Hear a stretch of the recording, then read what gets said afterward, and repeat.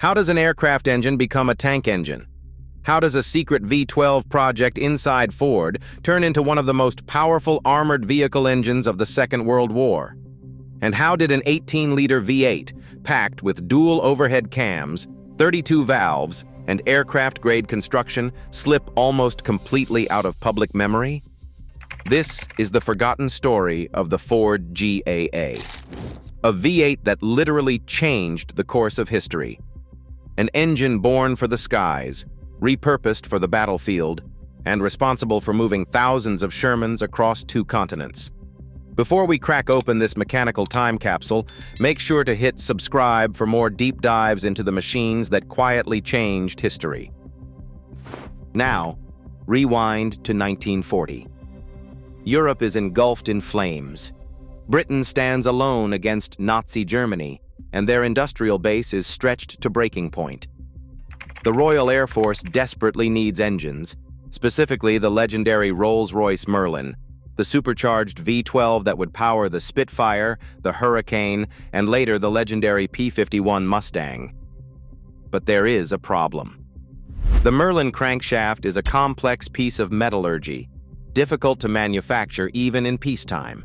Britain needs help, and they turn to American industry.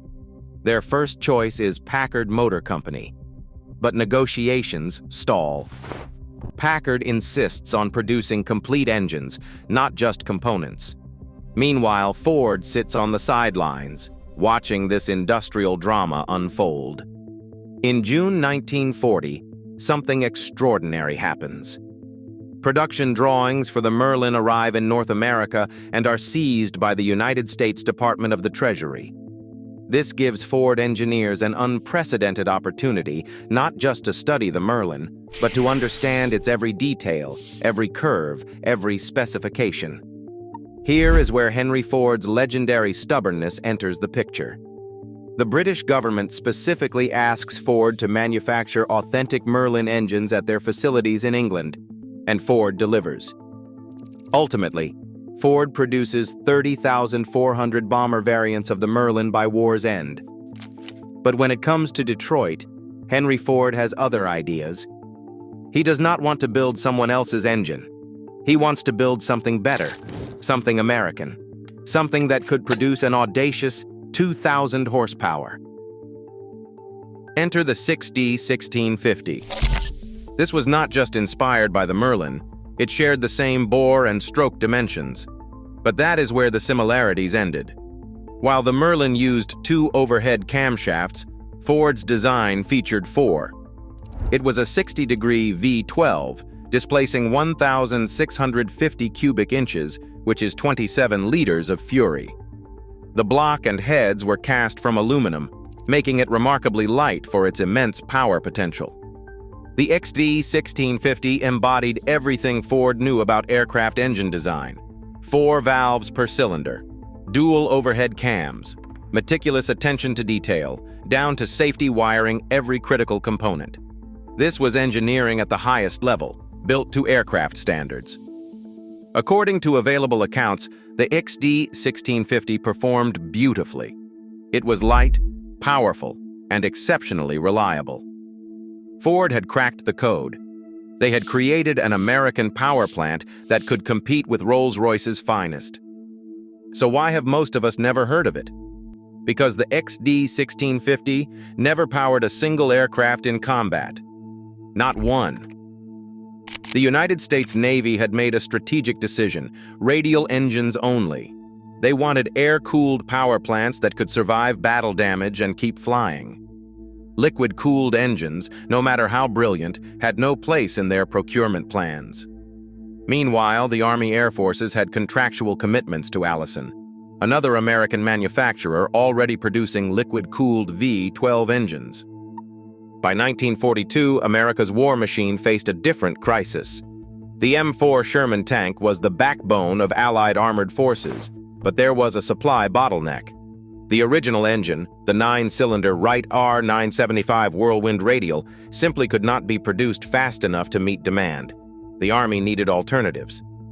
Fast. Meanwhile, in Ford's engineering department, That magnificent 12-cylinder 1650 V12 sat unused. Someone had a brilliant, almost brutal idea. What if we cut it down? What if we took those 12 cylinders and made it 8?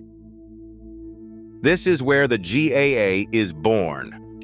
Ford's engineers essentially amputated 4 cylinders from their aircraft engine, reducing displacement from 27 liters to 18 liters.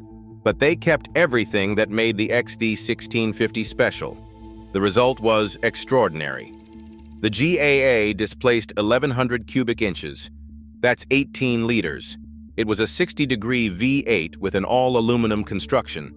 It featured dual overhead camshafts, 32 valves, a flat-plane crankshaft, twin Stromberg NAY 5G carburetors feeding a cross-flow induction system. And here is the kicker: a complete dual ignition system with dual magnetos and twin spark plugs per cylinder. This was not just any V8. This was aircraft-grade engineering adapted for ground warfare. Let's talk numbers for a moment because they are staggering. Ford rated the GAA at 500 horsepower at 2,600 RPM, but that is net output, the power available after driving all the engine's accessories. The real story is torque. Over 1,000 pound-feet of torque from idle all the way to 2,200 RPM. That is a wall of torque, a relentless shove that could propel a 30-ton tank across any terrain. If you are learning something new about automotive and military history, do not forget to subscribe. We have more automotive stories coming your way. So the thing about American engineering during World War II is that persistence paid off. Ford did not give up. They refined, they tested, they modified. And eventually, the GAA became one of the most dependable power plants in the Allied arsenal.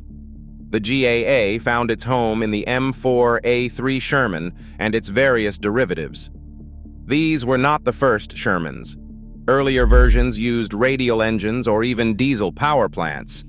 But the M4A3, with the Ford GAA, became the definitive Sherman variant. Thousands of these tanks rolled off American production lines.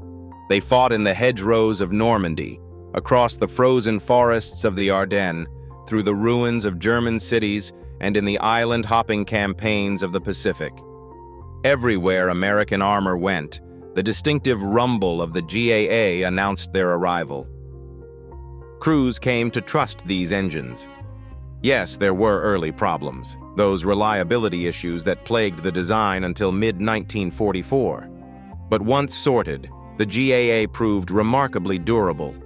It could run on poor quality fuel. It could operate in desert heat and Russian winter. It could take battle damage and keep running. Here is something fascinating.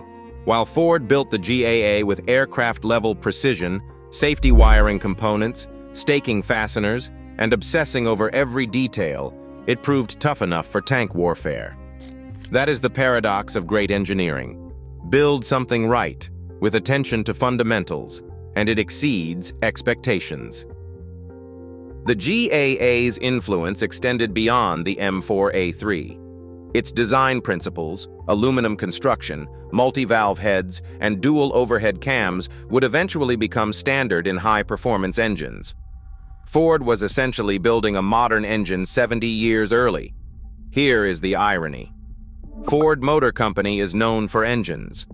The flathead V8 that powered hot rods and defined American performance. The 427 side oiler that dominated Le Mans. The Coyote V8 in modern Mustangs. These are celebrated, documented, worshipped by enthusiasts. But the GAA is largely forgotten outside military vehicle circles. Most Ford enthusiasts have never heard of it. It does not appear in company heritage advertising. There are no GAA reunion clubs, no specialty parts suppliers, no magazine features. Why? Partly because it was never a commercial product. You could not buy a GAA-powered truck or sedan. It existed solely for military applications, and when the war ended, so did production. Unlike the Merlin, which evolved into peacetime applications, The GAA was purpose-built for one job: winning World War II. There is also the uncomfortable reality of its origins. The X-5 1650 aircraft engine that spawned the GAA was itself controversial, tied to Henry Ford's complicated relationship with the military establishment and the shadow of his pre-war German connections. Yet the GAA deserves recognition. This was Ford at its innovative best, taking aircraft technology, adapting it for ground warfare, and producing something reliable enough to trust in combat. They built approximately 50,000 of these engines during the war years. 50,000 examples of advanced engineering, each assembled with aircraft-level precision, each expected to perform under the worst conditions imaginable. Today, a few GAA engines survive in museums and private collections. Some still run, their distinctive exhaust note, a reminder of an era when American industry pivoted from peacetime production to total war in a matter of months. Hear one running, and you are hearing history, the sound of aluminum pistons hammering in a flat-plane V8, dual ignition firing 32 valves, 18-liter displacement shoving air through Stromberg carburetors. The Ford GAA engine. Born to fly, built to fight, remembered by few, but crucial to many. An 18-liter reminder that sometimes the greatest achievements are the ones we take for granted. If this deep dive into forgotten engineering history resonated with you, do not forget to subscribe to this channel. We are committed to uncovering these overlooked stories, and your support makes that possible. Drop a comment below with your favorite forgotten engine or engineering marvel. Thanks for watching. Until next time, remember, sometimes the most important innovations are the ones hiding in plain sight.